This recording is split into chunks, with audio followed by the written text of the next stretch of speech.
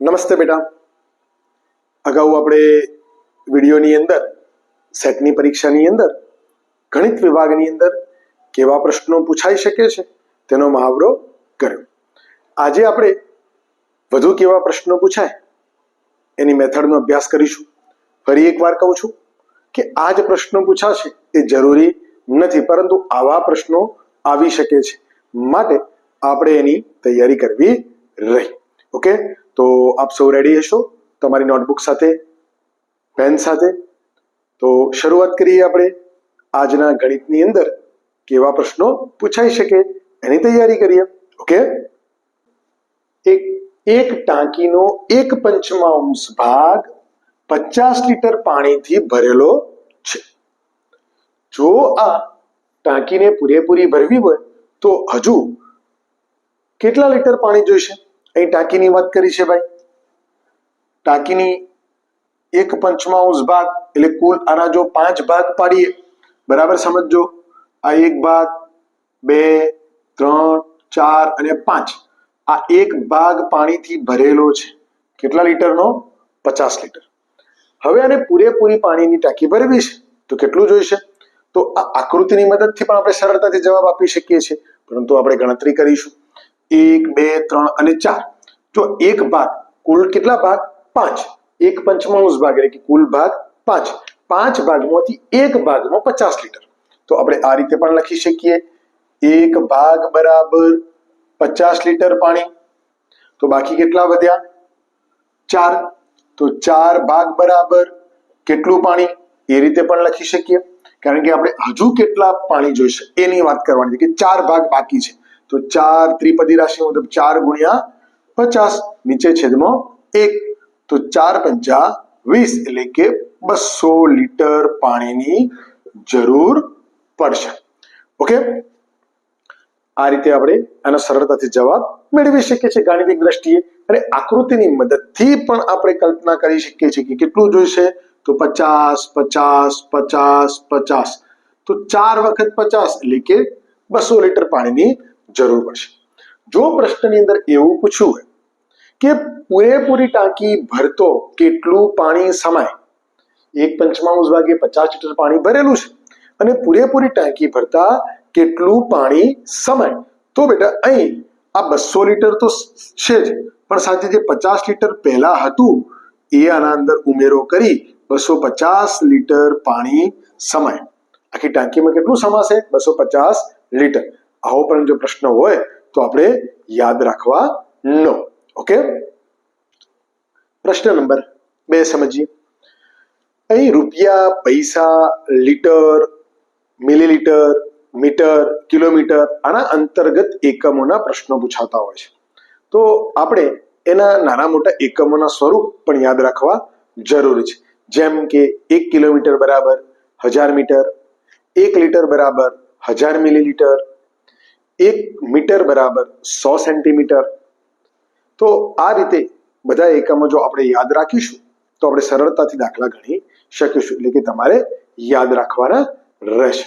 Okay, તો આ પ્રશ્ન આપણે સમજીએ. પ્રશ્ન નંબર 2. 5 રૂપિયામાં 25 પૈસાના કેટલા સિક્કા આવે? 25 પૈસા. તો આપણે જાણીએ છીએ કે ભાઈ 1 રૂપિયો બરાબર 100 પૈસા. તો આ 100 પૈસાની અંદર કેટલા સિક્કા હશે 25 પૈસાના? તો 100 ના અડધા કરીએ એટલે કે 50 પૈસાના 2, અને એના અડધા કરીએ 50 પૈસાના, તો 25 પૈસાના 4 સિક્કા. કેટલા આવશે? 4 સિક્કા.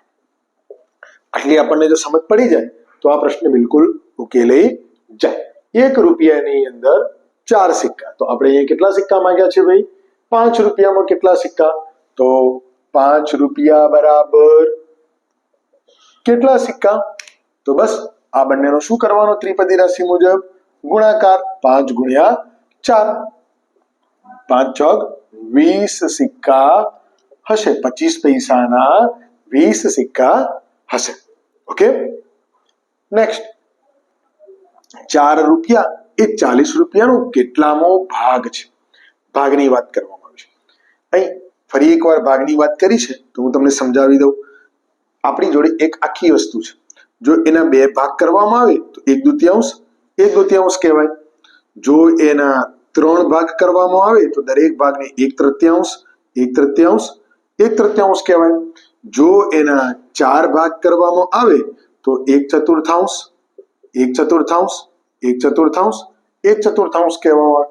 તો બસ આ જ રીતે આ ભાગ કહેવાય. અને દરેક ભાગને શું કહેવાશે? ચોથો ભાગ, ત્રીજો ભાગ, અડધો ભાગ. જો એના 5 ભાગ કરવામાં આવે તો દરેક ભાગને શું કહેવાય?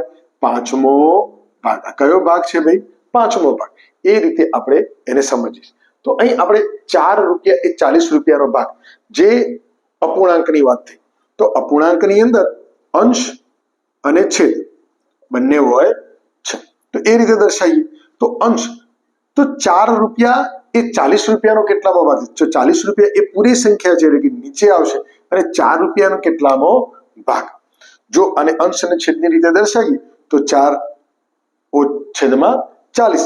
નાનું સ્વરૂપ કરીએ, જો બંનેને 4 વડે ભાગાકાર કરીએ તો 4 એકા 4 અને 4 દાન 40. તો 1/10 ભાગ એટલે કે 10મો ભાગ. કેટલો કહેવાશે?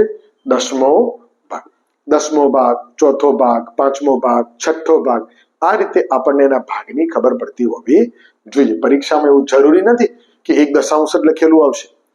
10મો ભાગ, 5મો ભાગ, 6ઠ્ઠો ભાગ એ રીતે પણ પૂછી શકાય છે. એટલે આપણને આવડતું હોવું જોઈએ, કારણ કે અહીં આપણે મેથડ શીખી રહ્યા છીએ. ઓકે, નેક્સ્ટ પ્રશ્ન. સિંહનું બચ્ચું દિવસના 8 કલાક ઊંઘે છે, 4 કલાક રમે છે, તો દિવસનો કેટલો ભાગ રમે છે? અહીં દિવસની વાત કરી છે. તો દિવસ એટલે આપણે જાણીએ કે એક દિવસ બરાબર 24 કલાક, એક વર્ષ બરાબર 12 મહિના અથવા 365 દિવસ. જો લીપ યર વર્ષ હોય તો 366 દિવસ. એક મહિનો એટલે કે 30 દિવસ. એમાં જો 3100 મહિનો હોય તો 31 દિવસ હોય. જાન્યુઆરીના 31, ફેબ્રુઆરીના 28. તો એ રીતે આપણને એ ખ્યાલ હોવો જોઈએ. 1 કલાકની 60 મિનિટ એ પણ આપણને ખબર હોવી જોઈએ. જ્યારે સમયની વાત કરી છે ત્યારે દાખલામાં શું આપ્યું છે એ સમજી જશો એટલે તમને દાખલો સરળતાથી આવડશે. અહીં એવું કે છે કે દિવસનો કેટલો ભાગ રમે છે. તો દિવસ એટલે શું? તો એક દિવસ બરાબર 24 કલાક. રાઈટ? આપણે અપૂર્ણાંકની રીતે શીખીએ છીએ. અને કેટલો ભાગ રમે છે? તો રમવાનો સમય કેટલો ભાગ રમે છે? તો રમવાનો સમય છે માત્ર 4 કલાક. 4 કલાક. તો આ શું બની ગયું બેટા? આ આપણી પાસે અપૂર્ણાંક, સાદો અપૂર્ણાંક બની ગયો. 4/24. આને નાનું સ્વરૂપ પણ આપણે આપી શકીએ છીએ. 4 એકા 4 અને 4ના ઘડિયામાં 24 ક્યારે આવે છે? તો 6 ચોક 24 એટલે કે 1/6 ભાગ. 1/6 ભાગ રમે છે. એ રીતે પણ આપણે એને દર્શાવી શકીએ છીએ. ઓકે, કેટલો ભાગ રમે છે? તો 1/6 ભાગ એટલે કે એને છઠ્ઠો ભાગ પણ કહેવાય. શું કહેવાય? છઠ્ઠો ભાગ પણ કહેવાય, કે દિવસનો છઠ્ઠો ભાગ એ રમે છે. Okay, next. 9 કિલોગ્રામ બરાબર ખાલી જગ્યા ગ્રામ. તો આપણે જાણીએ છીએ 1 કિલોગ્રામ એટલે 1000 ગ્રામ. તો 9 કિલોગ્રામ બરાબર 9000 ગ્રામ. આવો પણ પ્રશ્ન પૂછાઈ શકે. આનાથી ઉલટું પણ પૂછાઈ શકે કે 9000 ગ્રામ આપેલા હોય તો કેટલા કિલોગ્રામ, કિગ્રા એવું પણ લખી શકે. તો એ વખતે આપણને ખ્યાલ હોવો જોઈએ કે 1000 ગ્રામ બરાબર 1 કિલોગ્રામ. તો 9000 ગ્રામ બરાબર 9 કિલોગ્રામ થશે. ઓકે, નેક્સ્ટ આગળ વધો. અહીં જુઓ એ જ રીતનો પ્રશ્ન. 5450 ગ્રામ બરાબર ખાલી જગ્યા કિલો અને ખાલી જગ્યા ગ્રામ. તો અહીં જ્યારે આપણે ગ્રામને નાના એકમોમાંથી મોટા એકમોમાં રૂપાંતર કરીએ છીએ ત્યારે એમ સમજવાનું કે 1 કિલોગ્રામમાં 1000 ગ્રામ એટલે કે 1000 ગ્રામ બરાબર 1 કિલોગ્રામ. તો 5450 ગ્રામ બરાબર કેટલા કિલોગ્રામ? તો જો ત્રિપદી રાશિ મુજબ મૂકશો તો પણ ભાગાકારમાં આવશે. અને નાના એકમમાંથી મોટા એકમમાં રૂપાંતર કરવું છે તો નીચે ભાગાકારની અંદર 1000 મૂકી દેવાના. કેમ 1000? તો કિલોની અંદર 1000 ગ્રામ આવે માટે. Okay, next. હવે અને અહીં 2 ભાગમાં પણ દર્શાવેલું છે. તો એકમ, દશક, 100 અને 1000. તેનો મતલબ કે 1 2 3 શૂન્ય છે. તો 3 ભાગ આપણે એને કટ કરીશું 3 ભાગ કટ કરીશું, 1 2 3 એકમ દશક 100 અને હજારના સ્થાનમાં જો દશાંશ ચિહ્ન મૂકીશું તો પણ આપણને ખ્યાલ આવશે કે આગળની જે પહેલી સંખ્યા છે એ પૂર્ણાંક એટલે કે 5 કિલોગ્રામ અને પાછળના જે 3 આંકડા છે એ ગ્રામમાં જતા રહેશે, કારણ કે ગ્રામ 1 ગ્રામથી શરૂઆત કરી 999 ગ્રામ સુધી રહેશે. 1 ગ્રામની શરૂઆત કેવી રીતે થાય તો 001 થી અને છેલ્લે ત્યાં સુધી 999 ગ્રામ અને છેલ્લે આવે 1000 ગ્રામ જે 4 અંકની બને એટલે 1 કિલોગ્રામ બની જાય. ઓકે, અહીં એવી રીતે પણ પ્રશ્ન પૂછાઈ શકે કે દશાંશ ચિહ્નના રૂપમાં લખો. દશાંશ ચિહ્નના રૂપમાં, તો દશાંશ ચિહ્નના રૂપમાં લખવું હોય તો કેવી રીતે લખાશે? આપણે વાત કરીએ એમ 1 2 3 શૂન્ય છે તો 3 પોઈન્ટ કાપી દેવાના, આખી રકમ પહેલા લખી દેવાની અને એના 3 પોઈન્ટ એટલે કે 1 2 3 સંખ્યાના પોઈન્ટ કાપી દઈશું એટલે આપણને મળી જશે. ઓકે, 4.450 કિલોગ્રામ અને શું કહેવાશે? કિગ્રા. કેવું શું કહેવાશે? એને દશાંશ ચિહ્નના રૂપમાં લખ્યું એટલે કે 5 કિલો આખા અને 450 ગ્રામ એના ગ્રામ છે. ઓકે, આ રીતે તમને ગ્રામ અને કિલોગ્રામની સમજ હોવી જોઈએ. નેક્સ્ટ જોઈએ આપણે બેટા 50 સેન્ટીમીટર બરાબર ખાલી જગ્યા મીટર. અહીં એકમોની આજે આપણે વાત કરીએ છીએ કે મીટર, મીટરની અંદર 1 મીટર એટલે કે 100 સેન્ટીમીટર. આપણે એકમો યાદ રાખવા પડશે. 1 કિલોમીટર બરાબર 1000 મીટર. તો બસ અહીં આપણે જોઈએ 50 સેન્ટીમીટર એટલે કેટલા મીટર? તો 50 સેન્ટીમીટર એ કોનો ભાગ છે? તો મીટરનો ભાગ છે. તો મીટરની અંદર સેન્ટીમીટર કેટલા? તો મીટરની અંદર સેન્ટીમીટર આવશે 100 સેન્ટીમીટર. તો 100 સેન્ટીમીટરમાંથી 50 સેન્ટીમીટર. હવે આને તમે કેવી રીતે લખી શકો છો? તો મીટર શબ્દ વાપરવાનો છે, નાના એકમોમાંથી મોટા એકમોમાં રૂપાંતર કરવાનું છે એટલે કે આપણે ભાગાકાર કર્યો. બરાબર યાદ રાખજો, ભાગાકાર કરીશું એટલે કે 1 1 શૂન્ય જતી રહેશે. શું વધ્યું? 5 દશાંશ. 5 દશાંશ એટલે શું?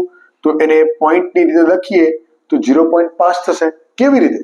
ફરી એકવાર એ પણ સમજાવું કે 5 દશાંશ અહીં લખ્યું છે, બરાબર સમજજો. જો 50 100 લખીએ તો પણ એના એ જ થશે. એકમ દશક અને 100 2 પોઈન્ટ કાપવાના છે. પૂરેપૂરી સંખ્યા ઉપરની અંશને મૂકી દેવાની. 50 2 પોઈન્ટ એટલે કે 1 અને 2 આગળ પોઈન્ટ મૂકો. આગળ કંઈ નથી તો આગળ શૂન્ય મૂકી દેવાનું તો 0.50. તો અહીંયા 0.50 લખો કે 0.5 લખો, બંનેની કિંમત સરખી 5 મીટર એટલે કે અડધો મીટર થશે. આ રીતે કોઈ પણ અન્ય સેન્ટીમીટર આપ્યા હોય તો એને મીટરમાં આપણે ફેરવી શકીએ છીએ. એ જ રીતે અહીં તમે જુઓ મોટો એકમ આપેલો છે 2 મીટર અને નાનો એકમ કરવાનો તો આને ગુણ્યા 1 મીટરની અંદર કેટલા આવે? 100. તો 2 ગુણ્યા 100 બરાબર 200 સેન્ટીમીટર. અગાઉ આપણે શીખ્યા કે મોટા એકમમાંથી નાનામાં જવું હોય તો ગુણાકાર કરવો પડે. આગળ વધીએ 750 મીટર અને પાછળ આપ્યું છે ખાલી જગ્યા કિલોમીટર. તો એનો મતલબ કે નાનો એકમ આપેલો છે, મોટા એકમમાં રૂપાંતર કરવું છે તો શું કરીશું? ભાગાકાર. તો કિલોમીટરમાં કેટલા મીટર આવશે? Yes, 1000 metre. તો આની નીચે 1000 લખી દો. હવે આને દશાંશ અપૂર્ણાંકની રીતે લખવાનું છે તો બરાબર સમજજો. 1 2 અને 3 શૂન્ય કાપવાની, 3 પોઈન્ટ કાપવાના છે, પણ અહીં તો 750 તો ભાઈ 3 સંખ્યા આપેલી જ છે. તો શું કરવાનું? જરાય ચિંતા નહીં. 1 2 અને 3 પોઈન્ટ કાપી દેવાના, આગળ પોઈન્ટ મૂકી દેવાનું. આગળ કંઈ નથી તો પૂર્ણાંકમાં શું મૂકવાનું? શૂન્ય. 0.750 કિમી વંચાશે. ઓકે, નેક્સ્ટ ફરી વાર જુઓ. મોટો અહીંયા મીટર આપેલું છે અને મોટા એકમમાં રૂપાંતર કરવાનું છે. અહીંયા બધા મીટર તો ફરીવાર અહીંયા ભાગાકાર જ. 1000 કિલોમીટરમાં કેટલા હશે? 1000 મીટર. એટલે આપણે 1000 અહીંયા લખીએ છીએ. અહીં 4 સંખ્યા ઉપર આપેલી છે ને આપણે 1 2 3 શૂન્ય છે એટલે કે 3 પોઈન્ટ કાપવાના છે તો 4 સંખ્યા અહીંયા પૂરેપૂરી આપણે લખી દઈશું. ઓકે, અને પછી 3 પોઈન્ટ કાપીશું 1 2 અને 3 એટલે કે 4.350 કિમી વંચાય. આ રીતે એનો જવાબ મેળવી શકાય. ઓકે, હવે નેક્સ્ટ જો અહીં મોટો એકમ આપેલો છે, નાના એકમમાં રૂપાંતર કરવાનું છે તો અહીં શું કરીશું? ગુણાકાર કરીશું. કિલોમીટર આપ્યા છે તો કિલોમીટરના મીટર કેટલા? 1000 મીટર. તો 1000 મીટર વડે એનો ગુણાકાર કરીશું. હવે જ્યારે આવી સંખ્યા આવે 1.5 ગુણ્યા 1000 તો કેવી રીતે કરવું? તો બરાબર સમજીએ અહીંયા 1.5 ગુણ્યા 1000. ઓકે, બરાબર કરી અહીં જ્યારે આપણે દશાંશ ચિહ્ન વાળી સંખ્યા આપેલી હોય અને એને અપૂર્ણાંકમાં ફેરવવાની હોય, આ ક્રિયા યાદ રહી જાય તો આપણે સરળતાથી મેળવી શકીએ. તમે જો અહીંયા પોઈન્ટ ક્યાં મૂક્યો છે? 1 શૂન્ય, એકમ અને દશક. તો એનો મતલબ કે દશક નીચે એટલે કે 1 શૂન્ય, એક પોઈન્ટ કાપેલો, પૂરેપૂરી સંખ્યા લખી દેવાની પોઈન્ટ વગર. 1.5 ની જગ્યાએ 15 લખ્યા, નીચે છેદમાં 10 લખ્યા, ગુણ્યા 1000. ઓકે, એક શૂન્ય સામસામે કટ થઈ જશે, આના નીચે 1 સમજી લો, 1 શૂન્ય કટ થઈ જશે, શું વધ્યું? 15 ગુણ્યા 100, બંનેનો ગુણાકાર કરો તો જવાબ આવશે 1500 મીટર. 1500 મીટર. જો કિલોમીટરમાં ફેરવવા હોય તો ફરીવાર આને 1000 વડે ભાગાકાર કરો એટલે દશાંશ અપૂર્ણાંકની અંદર 1.5 જવાબ આવી જશે. ઓકે, તો બેટા આજે આશા રાખું છું કે એકમોના આધારે આજના જે આપણે દાખલાઓનો અભ્યાસ કર્યો એમાં તમને મજા પડી છે, સમજણ પડી છે. તો વિડીયો કેવો લાગ્યો એ આપણી યુટ્યુબ ચેનલની કમેન્ટમાં જરૂર લખજો અને ચેનલ અને વિડીયોઝને તમારા અન્ય મિત્રો વચ્ચે શેર કરજો. ફરીવાર મળીએ છીએ, ત્યાં સુધી આવજો.